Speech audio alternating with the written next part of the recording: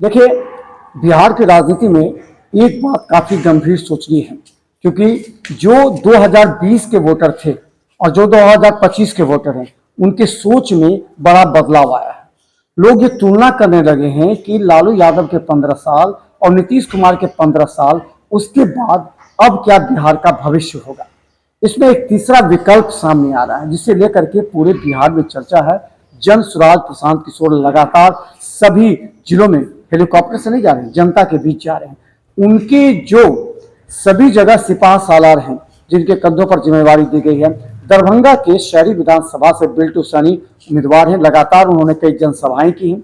जनसभा में उन्हें जो पॉपुलैरिटी मिली है, लोगों का आकर्षण मिला है, प्रशांत किशोर के बारे में जो चर्चा है उसे लेकर के उन्होंने चार बड़ी सभाएं की हैं।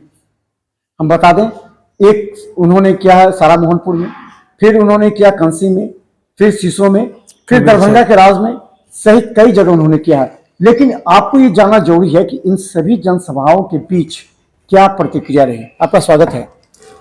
बहुत बहुत धन्यवाद। बिहार मिथिला मंच न्यूज में आप इंटरव्यू के लिए मैं जनस्वराज परिवार की ओर से आपको हार्दिक अभिनंदन। अच्छा, बिल्टू जी, आपने जनसभाएं की, क्योंकि प्रशांत किशोर जी ने कहा था कि ऐसे किसी को टिकट नहीं मिलने वाला है। जो क्षेत्र में काम करेंगे, जो जनसभाएं करेंगे, 500 लोग होंगे। आपने उतारा, आपने सारा मोहनपुर का, कंसी और सीसो की जगह आपने किया।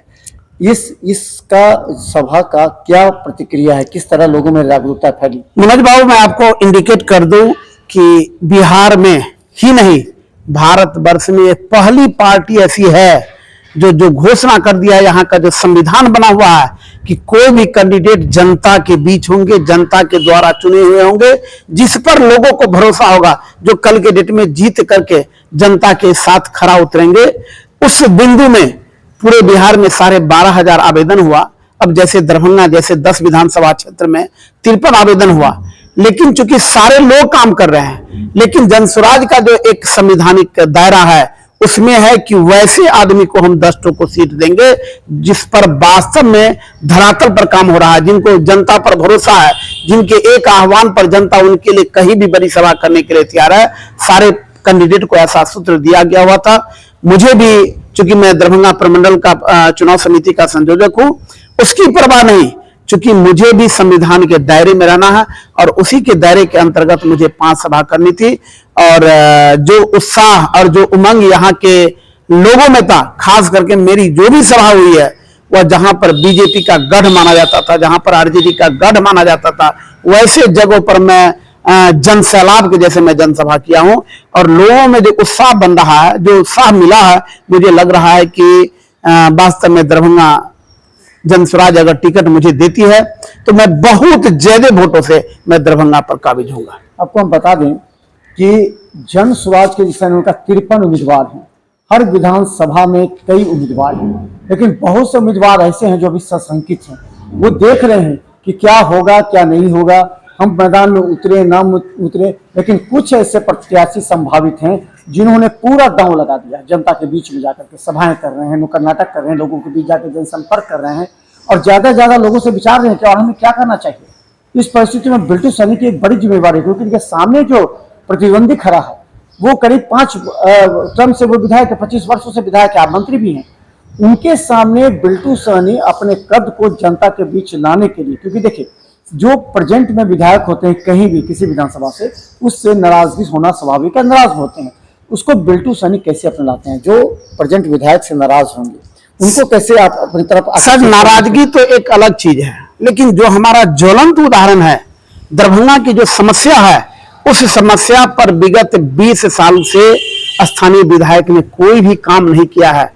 केवल लोगों के एक इनविटेशन कार्ड पर, कोई मुंडन है, कोई शादी है, उसमें जाकर के यदि हम अपनी छवि को निखार देंगे, यह संभव नहीं है। जनता को विकास चाहिए, जनता को मान और सम्मान चाहिए, जो मूलभूत समस्या है उसको निदान होना चाहिए। आज पानी की समस्या लेकर अभी हम लोग कबीरचक में हैं, किसी भी क्षेत्र में नहीं निकल पा रहे हैं। आप आए हैं, चारों ओर आपको पानी नजर मिला हुआ है।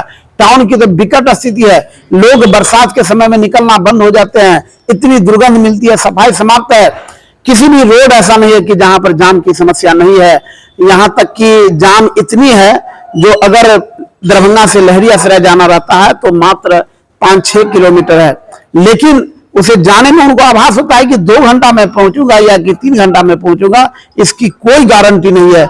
इतना हमारा रमणीक तालाब है, तालाब का स्थिति इतना गड़बड़ है। जो इनके जो आका होते हैं, जो इनके दलाल टाइप के होते हैं, जो इनके अपना ठेकेदार होते हैं, वह आनंद फानंद में काम करते हैं। सारे शहर में जहां तहां रोड बना है, अब रोड की पोजीशन बना दीजिए, एक भी रोड 6 महीना के बाद वह धराशायी होना शुरू हो जाता है। अब कुछ संपत्ति अर्जित किए हैं, वह कैसे? तो लोगों को, पैसा को, लोगों को हनन करके, शोषण करके। क्योंकि इस 20 साल के इतिहास में मैं दरभंगा शहरी विधानसभा कर ले रहा हूं, अगर फील्ड में जाया जाए, कोई भी जनता यदि उनसे ना संतुष्ट है तो मुझे कहा जाए, लेकिन इस बार परिवर्तन लोग चाह रहे हैं।